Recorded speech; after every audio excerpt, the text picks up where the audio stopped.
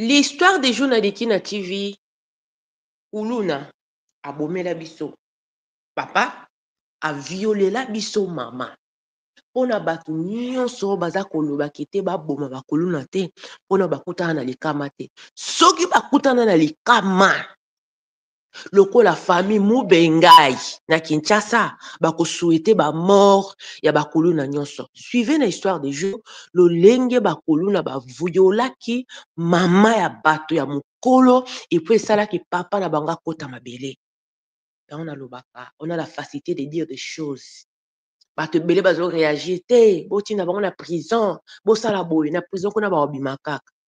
Mutu déjà soka yekoli ko boma, ou kata lichette. Ndeko yebake. Je sais pas quoi dire. Suivez l'histoire des jours juste après la pub. Oyoka le pourquoi. Ndeko mobala alobi pona ye, pa boma bakoluna nyonso. Po ba violela ye mama na bango, na misu na ye, et puis papa na banga kufa pona bakoluna. Okili makam. Coucou la famille, je vais vous présenter, regardez, les cheveux qui vaut 50 €. 50 € bakayanga soukioyo. Donc, mois de juin, juillet, août. Dans un basson noir na juin, basson ya jaune na juillet, basson ya rouge na août. Donc, il faut na défaire en haut, na kangali sous non 50 € ya tout yo. Na préféré qu'on ma perruque. Na on la ta perruque qui coûte 30 €, na poste partout ici que vous allez, donc soit 40 €, perruque comme yo. Un instant comme ça, on a transformation ya la championne m'a dit qui n'a donné quand on a fait la qui m'a fondé. Boum. Voilà, là la salon la taper. Pour le roi basson gezali, il faut ni makasi. Voilà, on a la saline. Ben voilà, au moins on est. C'est plus que du pétrin. Bon.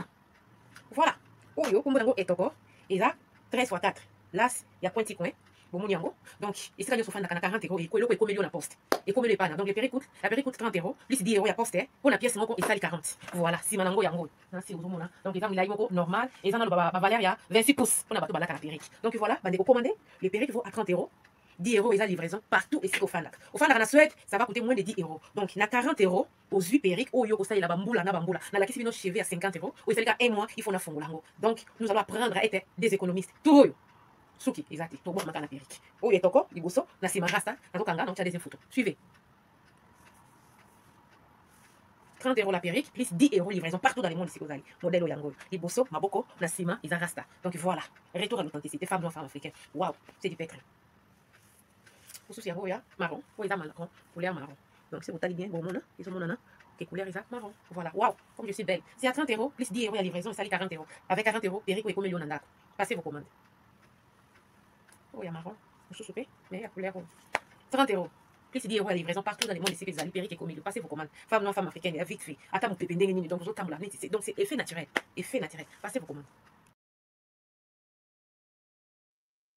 Bonjour, bonsoir, ça dépend de l'ère à laquelle vous allez suivre la vôtre, la championne, notre m'a dit, qui n'a donné quand donné c'était la Kem Fumbe en direct, la Suède go coucou, n'a pas abonné tout, il y a des qui TV partout dans le monde ici, Kabozali, je dis bienvenue dans un nouveau abonné, sentez-vous à l'aise, ici c'est la famille, on parle de tout sauf rien, sans oublier, bah, sponsor officiel, il y a des qui TV, bah, héros dans l'homme, bah, papa, na, bah, maman, la fondation des qui dollar, pound, euro, et l'oko pam, bon, quand il y a un franc congrès, c'est dit, laisse tomber, yo soutenakanga physiquement, spirituellement, financièrement, matikete nzambe na nga apambola yo kuluna aviola mama na biso na présence na ngai bino bango boza koloba ke baboma bakuluna te mabe wana bokutana na bakuluna comme ça bokozala na mawa na bango soki yo obomi kuluna te yebake kuluna oboma yo mama lisolo eza boye leki na nga mwasi aza universitaire batransport ya Congo pasi transport ya Kinshasa mama dikina pasi pose transport il faut bunda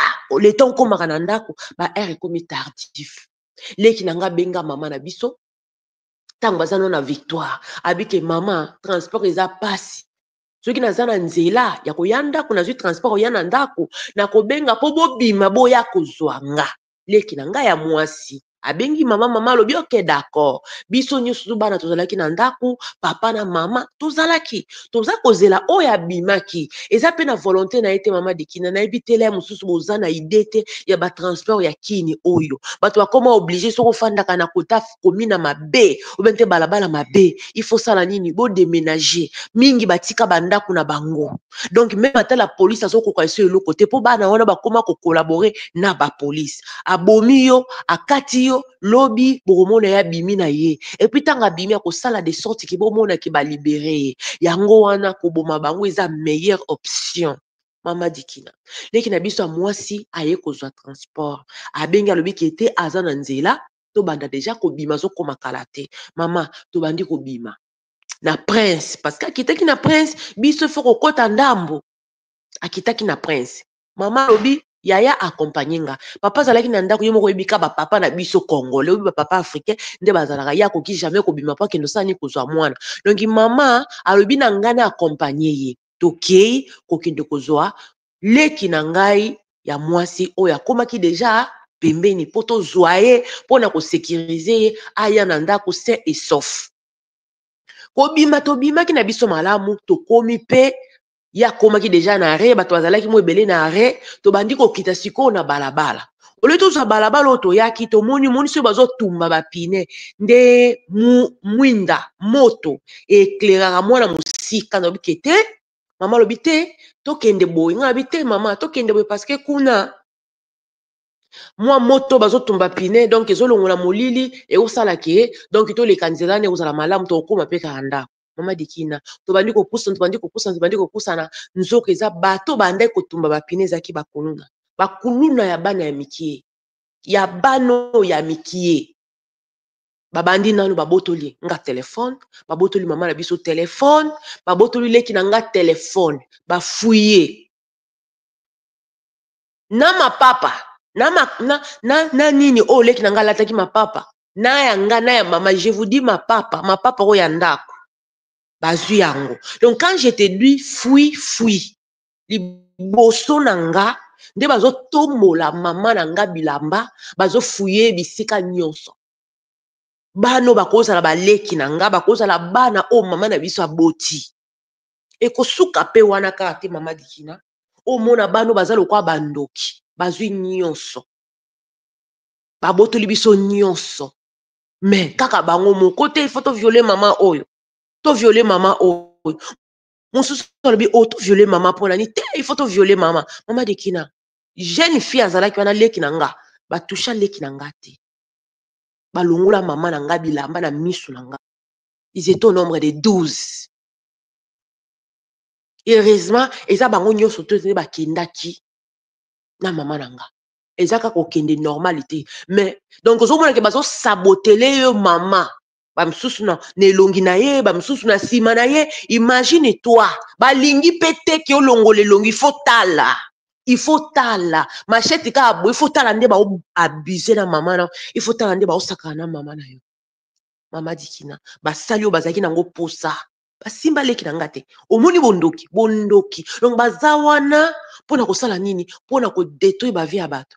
Bolo bateke pasi nde eza kotinda te. Eza na bana ebele bazo mona pasi bazo souffrir, mais ba préférer ko tia sirage, ba préférer ko teka mai, bango ba préférer ko boma bato. Soki ba bomi o te ba ko boma moralement ou mentalement. Mama, tango ba silisi. Yebaki atanki baluba. Mama na nga muluba, papa na nga muluba. Mama na biso abandi kolela nzela ao bebeta na tolo ao lela nzela tanga komi na lopango amibwaki na mabele alobi ke ye moya kota na ndako ezate pourquoi parce que abebisi nga bikila baluba nga na yebite papa pa ye abandi kolela bana nyonso bandi kolela nde tomeki ko expliquer likambo ekomi. Malheureusement, il fallait que papa akima l'église a solona pasteur peut-être. Papa kimi na famille na bango ba yé et pas na biso ko yebisa papa ke yé na maman il faut ba kabwana. Oh maman sali, oh esali na nzota maman wana. Donc ya koki ko fanda na libala te parce que aza suye. Papa na bisa zalaki d'accord te parce que yebi ke yende fallait à protéger moi si na yé. Maman sali ki ndumba te me ba vieux le ko sala yango. Ba baby si maman ba abusé na ye. Donc makambo o famille na ye ke mwasi oyo akoki su kokota na ndako te pourquoi parce que makambo esalemeli ye et suki wana donc ye na papa il faut bakabwana. Bakoki ko bima lisu lokola mwasi na mobali te. Bandeko. Papa na bisa zaki d'accord te akoki kokutana na pasteur. Pasteur alobi moni makambo susu bino ndo bopesa ka coutume en plaire. Soko yake pa na nga mutali bosombe makambo oyo to nga to yeba lolenge ni na ko gérango. Tango yo sokotisi coutume parce que au quoi na coutume en première position. Tango moni loi o bakatelo leki makasi ndo kimi pa nzambe. To ko bondela nzambe po mama yeba na ko zape de cœur mais eloko mususu nga na koki ko sala ezate dit que obanda ki kuna. bandeko paster abondeli mama pe azongaka te azongi na libala na ye. Quelque temps après mes champions, papa bandi malade, papa bandi malade, papa bandi malade, papa bandi malade, papa bandi malade. Oui, malade yo ezalaka kite bazo yebisa na famille ke yo yoka kite yango wana. Donc tango ba baby si mama esalaki ata ba 2 mois te. Mama tanga zongi na ndako esalaki ba 45 jours papa na bango ayekokufa. Tango papa ayekokufa lokola selon famille ya papa mama ndazalaki na terre ya leo ya mobali mama dikina bazoko bakoka kozwa. Donc lelo nga na oyebisa yo ke famille epanzana baleki na nga bandeko na ngai koma mutu na mutu azofanda esika oyo akoki kotiaka ata mutu po mama papa akenda mama donc choc wana koka yango te et puis babengana biso na lopango la biso tango babaki botia nyonso botia nyonso mama lokola mwana na bango akufaki mpona mama na mwana na ye donc ifalaki tobima totikala lolenge totikala wana bandeko na ngai yango na sepeli tango bakomi koboma bakuluna bato baza koloba baboma bakuluna te eza na bakutani na bango te nano basali bango mabe te boyibi mbongo bozwi nyonso mais bokomi ti na niveau ya koviole donc eza wana epuis bazoloba otala ngai mwana natala nde bazokoabuse na mama na nga bazosakana na mama na ngai film ya pornographie ekosa mama film ya pornographie ekosa nde naza wa mama donc esalanga malamu te nakoma je ne sais pas maman nakoma ko éviter maman nanga si je te dis que ça peut faire des années que ça nakuta na maman nanga pona eloko na mona eko komela ngo okondima te ale lelo bango bazo boma bato bazo bebisa ba famille baza ko abuser na ba famille ale bino bolo bakete batika bango te oya bomi na mbelo akufa na mbeli bazwi kuluna baboma moi je suis pour baboma bakuluna ndeko na tuni motuna oza pour ou contre baboma bakuluna ndeko na bisa pesi lisolo nde ba violela e mama liboso na ye pona ya lobi baboma bakuluna parce que bakuluna baza bandoki baza ba nini incarnement ya diable na Congo donc bango na nde bayaka penza kosala mabe ayibi nyonso akofini pa kosala kaka mabe donc baza bana mabe il faut baboma bango po ba o baza koya basala nini bayeba na kozwa somo kete l'état zalaka na mboko ya Congo. Voilà bandeko motuna ezali pour ou contre baboma bakuluna tala kuluna abebisi mama bato liboso ya bana na ye papa kotia tembe na coutume mama papa kufi coutume na kanda wana famille na kanda na bino nde bomeli biso ndeko babengani bango bazwi lopango lelo famille eza kosesengana bana baza kofanda par-ci par-là koluka te esika kotia motu okanisa bazalaka na ndako na bango te nzoka bazalaka bien eloko esalaki ke basala nini baboma papa na bango mpo kaka babima bakende kozwa ndeko na bango na transport ya Kinshasa mama ata olobi kozonga avant okokangama na embouteillage osutu kokoma okota na balabala na bino 20h 21h wana déjà bango bazala opérationnel wana déjà baza opérationnel ata olobi kete na wuti kope mama natekaka na zando nakanga ta partir ya 16h mama okokangama na embouteillage okokoma ba 20h molili sikoyo na mboka ngo ya pasi ya Congo na 16h wana bato mpe bakoma koteka na 16h wana moto mosusu ba te nateka nano ata ti 18h bongo nazonga ndako sikoyo tokovivre kaka boye bakuluna bakomi kokolabore na bapolisier te mama baboma bango bakende makambo kotinda bango kanya makasi eza te baboma bango nde ya koboma mpo mabe ekoti moto akoloba baboma bango te na bondeli nzambe akutana na bakuluna mwana mwasi ube mobali na ye bakutana na bakuluna comme ça koyebaki bana wana baza bana kolimbisa te baza deja nzito etengami fo kokata yango voilà la famille nalingi bino ya tro ndeko mobali alobi mpo na ye bakuluna basala nini bakoya bakufa les gros bisous à vous mokili makambo mpo na ngai mpe bakende kaka tolembi bango bakende. Coucou la famille, je vais vous présenter, regardez, les cheveux qui vaut 50 euros. 50 euros, bakayanga soukioyo. Donc, mois de juin, juillet, août. Dans un basson noir na juin, basson ya jaune, na juillet, basson ya rouge, na août. Donc, il faut na défaire en haut, na kanga les sous, non, 50 euros, ya tout, na préféré qu'on soit ma perruque. Na oula, ta perruque qui coûte 30 euros, na poste partout ici que vous allez, donc, soit 40 euros, perruque est combien yo. Un instant comme ça, au moment, transformation, ya la championne, m'a dit qui n'a donné quand on était là, qui va foumer. Voilà, la salon, la zola tapé. Pour le roi, basson, gezali, il faut ni ma casser, voilà. On a la savine. Ben voilà, au moins c'est plus que du pétrin. Voilà. Oyo, comme vous et toko, et là, 13 x 4. Là, il y a point petit coin. bon yango. Donc, ici, quand on a 40 euros, et quoi, il y a la poste. Et combien de panne. Donc, la perruque coûte 30 euros, plus 10 euros, il y a poste. Pour la pièce, il sale 40. Voilà, si manango yango. Donc, il a normal, et ça, la valeur, il y a 26 pouces. On a battu la perruque. Donc, voilà, vous commandez, les perruques vont à 30 euros. 10 euros, et la livraison partout ici au Fanac. Au Fanac, en Suède, ça va coûter moins de 10 euros. Donc, il y a 40 euros aux 8 perruques. Oh, yo, ça, il y a bamboula, na bamboula. Dans la question, cheveux à 50 euros. Ou c'est un mois, il faut la fongolango. Donc, nous allons apprendre à être des économistes. Tout, Suki, exact. Pour moi, je la perruque. Oh, il y a toko, il bosso, na sima rasta, na tokanga, donc tu as des photos. Suivez.